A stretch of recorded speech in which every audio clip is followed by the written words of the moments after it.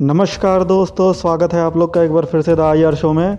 तो दोस्तों, आज हम लोग बात करेंगे तालिबान की उन महिला सोल्जर्स की जिनको पूरी तरीके से विश्व के द्वारा इग्नोर कर दिया गया। और जब तालिबान ने टेक ओवर कर लिया अफ़गानिस्तान में, तो उन अफ़गान वुमेन सोल्जर्स का क्या हुआ, इसके ऊपर आज तक कोई बात नहीं कर रहा है। लेकिन ये मुद्दा दरअसल सुर्खियों में इसलिए आ गया क्योंकि अभी जल्द ही अफ़गान की कुछ भूतपूर्व जो महिला अफ़सर हैं, उन्होंने वॉइस ऑफ अमेरिका को अपना एक इंटरव्यू दिया, जिसमें उन्होंने अपनी दयनीय स्थिति को बताया कि वो कितनी ज़्यादा बुरे दौर से गुज़र रही हैं। यहाँ आप देख सकते हैं, जमीला नाम की एक अफ़गान मिलिट्री ऑफिसर है, जिन्होंने बताया कि वो पूरी तरीके से डरी हुई हैं, क्या करें क्या ना करें इसका उनको कुछ भी समझ में नहीं आ रहा है।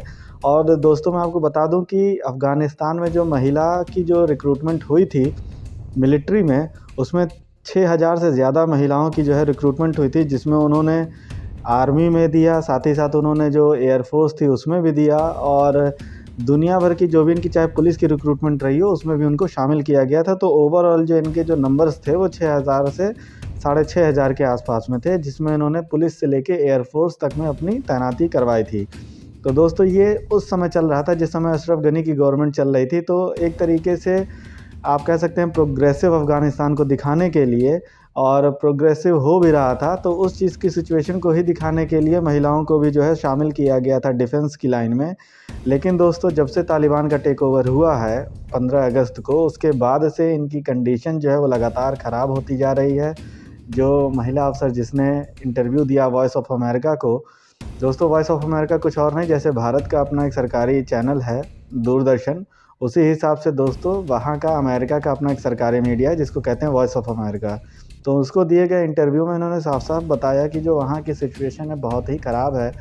कब किसको मार दिया जाएगा, और कितने ही लोगों को मार भी दिया गया है जिन्होंने अपनी सर्विस दी है सेना में। तो इसके बाद वो लोग बहुत डरे हुए हैं। कुछ लोग भाग के पाकिस्तान चले गए हैं, कुछ लोग भाग के तजिकिस्तान चले गए हैं, कुछ लोग उज़्बेकिस्तान चले गए हैं। लेकिन जो अफ़गानिस्तान में मौजूद हैं जो महिला अफ़सर, वो इतनी ज़्यादा डरी हुई हैं कि वो घर से बाहर भी नहीं निकल सकती हैं।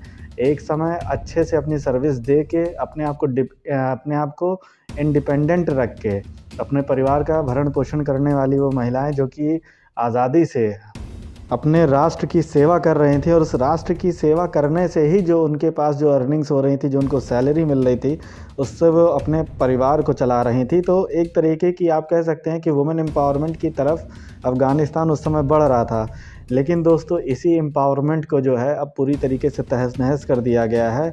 जैसा कि इन्होंने भी अपने इंटरव्यू में बताया कि किस तरीके से किसी को भी उसके घर से उठा लिया जा रहा है। ख़ास तौर से महिलाओं की स्थिति बहुत ख़राब है।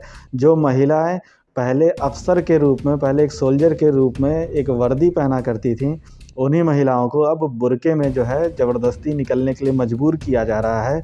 अगर वो सड़कों पे निकल के अपने लिए न्याय की मांग कर रही हैं, अपने लिए इक्वल राइट्स की बात कर रही हैं, तो उन समस्त चीज़ों को जो है रौंद दिया जा रहा है। अभी कुछ दिन पहले ही जो है जो महिलाएं जो सड़क पे निकल के न्याय के लिए गुहार लगा रही थी, उनके ऊपर लाठी तक चलाई गई थी, और कुछ महिलाओं पे गोलियां तक चली थी, जिसकी वजह से वो घायल हो गई।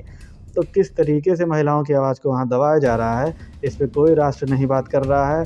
जिस तालिबान की बात की जा रही थी कि तालिबान 2.0 है, ये नया तालिबान है जहाँ हर किसी को अधिकार दिया जाएगा, और इंक्लूसिवनेस की बात की जा रही थी, वहाँ पे दोस्तों सारी बातों को जो है सरे से जो है वहाँ पे ढहा दिया गया है।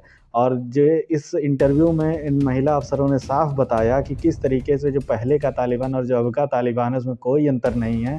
पहले भी जिस तरीके से महिलाओं का शोषण होता था तालिबान के रूल में, उसी तरीके से आज भी हो रहा है। लेकिन उन्होंने कहा कि दुःख की बात ये है कि इस दुःख के समय में तालिबान जिस तरीके से अत्याचार कर रहा है, ख़ास तौर से एक सैनिक के तौर पे भी देखा जाए, तो उन अत्याचारों को देखने वाला कोई राष्ट्र नहीं है, और उन अत्याचारों के ऊपर बोलने वाला भी कोई राष्ट्र नहीं है। तो ये उन्होंने कहा कि सबसे बड़ी दुःख की बात है कि उनको ऐसे छोड़ दिया गया है जैसे कि वो एग्ज़िस्ट ही नहीं करती हैं इस संसार में। तो ये एक उनकी बहुत बड़ी दुःख भरी दास्तां है जो कि उन्होंने अपनी व्यक्त की। तो अब इसके ऊपर पूरा विश्व लेकिन देखिए चुप है, और कोई भी इस पे बोलने को तैयार नहीं है। चाहे आप ह्यूमन राइट एक्टिविस्ट की बात कीजिए, या किसी ऐसे एक्टिविस्ट की बात कीजिए जो महिला अधिकारों की पैरोकारी करता हो, लेकिन कोई भी जो है वो इस तरफ जो है ध्यान देने को तैयार नहीं है कि अफ़गानिस्तान में इस समय जो बेसिकली कहा जाए जो वहाँ की महिलाएं हैं, और उनकी क्या हालत है इस पर कोई बोलने वाला नहीं है। अभी कुछ दिन पहले अफ़गानिस्तान में तालिबानियों ने एक रूल निकाला कि जो महिलाएं होंगी वो घर से बाहर अगर दूर की यात्रा करनी है तो बिना किसी पुरुष के वो यात्राओं को नहीं कर सकती हैं। तो तालिबान नए नए फरमान निकालता जा रहा है जो उन्हीं चीज़ों को दर्शा रहे हैं जिस तरीके से तालिबान पहले जो है क्रूरता और बर्बरता किया करता था, ये उसी चीज़ों को बराबर बता रहे हैं।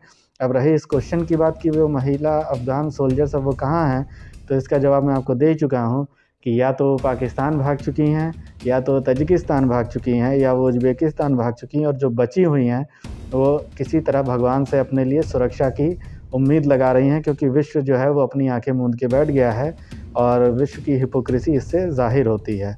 बाकी दोस्तों, आप लोग का पूरे इस इशू पे क्या राय है? आप लोग अपनी जो राय है वो कमेंट बॉक्स में शेयर करिए। वीडियो अच्छा लगा हो तो प्लीज़ लाइक करें, दूसरों के साथ ज़्यादा से ज़्यादा शेयर करें, और प्लीज़ जिन्होंने चैनल को सब्सक्राइब ना किया हो वो सब्सक्राइब करें। थैंक यू दोस्तों, thank you for watching the video. जय हिंद, जय भारत।